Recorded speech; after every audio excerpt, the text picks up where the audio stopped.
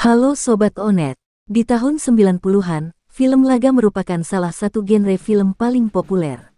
Film tersebut biasanya menampilkan aksi-aksi laga yang mendebarkan dan penuh ketegangan. Tak heran jika film laga banyak diminati oleh penonton terutama kalangan remaja. Beberapa aktor laga menuai popularitas tertingginya di masa kejayaan itu. Kini masa kejayaan itu sudah berakhir, industri perfilman terus berkembang tetapi tak semua aktor laga berhasil menyesuaikan diri. Banyak yang akhirnya terpinggirkan tidak lagi mendapat tawaran film dan harus berjuang untuk bertahan hidup di hari tuanya. Siapa sajakah aktor laga yang pernah berjaya di masanya itu? Berikut Onet telah merangkum kabar terbarunya dari berbagai sumber.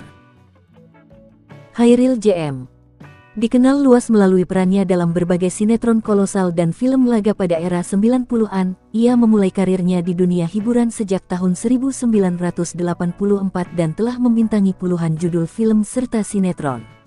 Chairil dikenal sebagai spesialis peran-peran bijak dan spiritual dalam sinetron kolosal produksi Genta Buana. Tahun 2023, Chairil mengalami stroke untuk kedua kalinya yang menyebabkan penurunan kondisi fisik dan keuangan.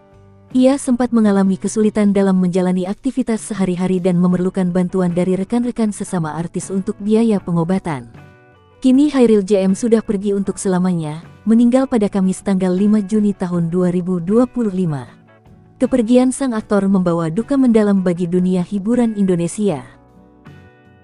Cliff Sangra dikenal luas melalui perannya dalam film-film laga dan horor pada era 80-90-an, Cliff Sangra memulai karirnya di dunia perfilman dengan membintangi film Sangkuriang pada tahun 1982, di mana ia beradu akting dengan Suzana yang kemudian menjadi istrinya.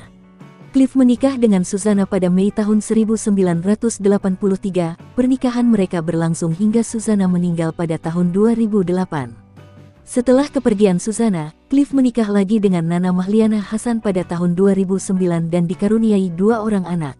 Setelah sempat vakum dari dunia hiburan, Cliff kembali aktif dengan membintangi film Suzana Bernapas Dalam Kubur pada tahun 2018 dan Suzana Malam Jumat 2023. Selain itu, ia juga aktif sebagai pengajar kelas akting di Semarang. Adven Bangun dikenal sebagai aktor laga legendaris Indonesia yang dikenal luas pada era 80-an hingga 90-an. Sebelum terjun ke dunia perfilman, ia merupakan atlet karate nasional yang meraih gelar juara nasional pada tahun 1971 dan mempertahankan gelar tersebut selama 12 tahun berturut-turut. Prestasinya di bidang karate membawanya ke berbagai kejuaraan internasional di Asia, Amerika, dan Eropa. Karir akting Adven Bangun dimulai pada tahun 1976 melalui film Raja Wali Sakti. Ia kemudian membintangi lebih dari 60 film laga dan kolosal. Ia sering berperan sebagai tokoh antagonis dan beradu akting dengan aktor laga lainnya seperti Barry Prima dan George Rudy. Pada tahun 2001, Adven Bangun memutuskan untuk meninggalkan dunia hiburan dan mengabdikan diri sebagai pendeta di Gereja Tiberias Indonesia dengan nama Yohanes Thomas Adven Bangun. Adven Bangun meninggal pada tanggal 10 Februari tahun 2018 pada usia 65 tahun. Ia mengidap penyakit diabetes yang menyebabkan komplikasi pada ginjal sehingga harus menjalani cuci darah secara rutin. Baron Hermanto Baron memulai karir aktingnya pada tahun 1983 melalui film Banteng Mataram dan sejak itu telah membintangi puluhan film serta sinetron terutama dalam genre laga dan kolosal. Baron dikenal luas karena perannya sebagai tokoh antagonis dalam berbagai film dan sinetron. Hingga kini ia masih aktif di dunia hiburan. Ia tampil dalam film Teluh pada tahun 2022 dan Suzana Malam Jumat Kliwon yang dirilis tahun 2023 lalu. Lanting Saputra merupakan seorang aktor laga Indonesia yang populer pada era 1980-an hingga 1990-an. Sebelum terjun ke dunia hiburan, Lanting merupakan atlet taekwondo nasional dengan tingkat D4. Kemampuan bela diri dan penampilannya yang menarik membawanya ke dunia perfilman. Setelah masa kejayaannya di dunia film, ia memutuskan untuk vakum dari dunia hiburan dan kembali fokus pada dunia olahraga. Saat ini ia menjabat sebagai Sekretaris Jenderal Universal Taekwondo Indonesia, sebuah organisasi yang menaungi olahraga taekwondo di Indonesia. George Rudy Ia memulai karirnya di dunia film pada tahun 1976 melalui Pembalasan Naga Sakti. Selain berakting, ia juga aktif sebagai penulis skenario dan penata laga dalam beberapa produksi. George Rudy memutuskan untuk memeluk Islam. Ia memeluk Islam setelah mengalami pengalaman spiritual saat memerankan adegan sholat dalam film.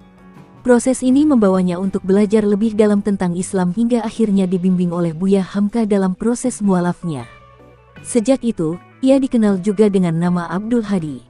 Meskipun usianya telah menginjak 70 tahun, ia masih aktif di dunia hiburan. Ia tampil dalam sinetron Cinta Amara dan tetap menjaga kebugarannya dengan rutin berolahraga.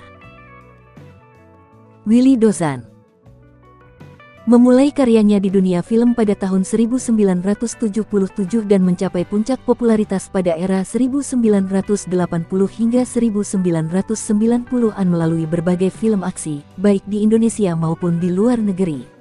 Willy Dozan dikenal luas melalui perannya dalam film-film laga seperti Pembalasan Si Pitung tahun 1977, Crystal Fish 1979, dan Kung Fu Zombie tahun 1982.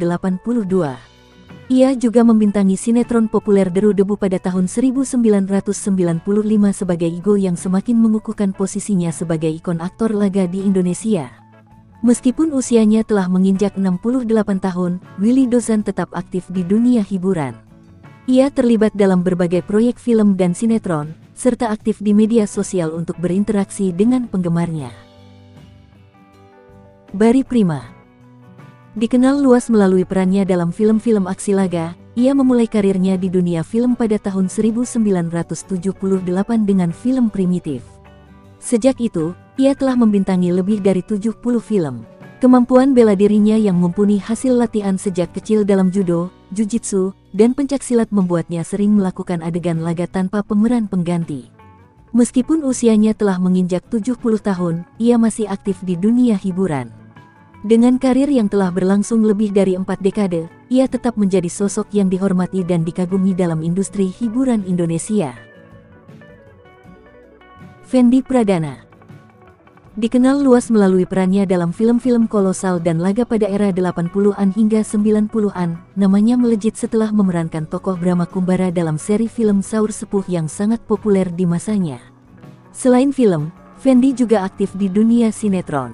Pada tahun 2005, Fendi meraih penghargaan aktor terbaik dalam Festival Film Indonesia untuk kategori film cerita lepas melalui film Surat Cinta untuk Reformasi. Meski usianya telah menginjak 60 tahun, Fendi tetap aktif di dunia hiburan. Ia masih membintangi berbagai sinetron dan film serta terlibat dalam kegiatan sosial dan kebudayaan. Oke Sobat Onet, itu tadi informasi yang dapat Onet sampaikan. Terima kasih sudah menonton video ini dari awal hingga akhir. Sampai jumpa kembali, wassalam.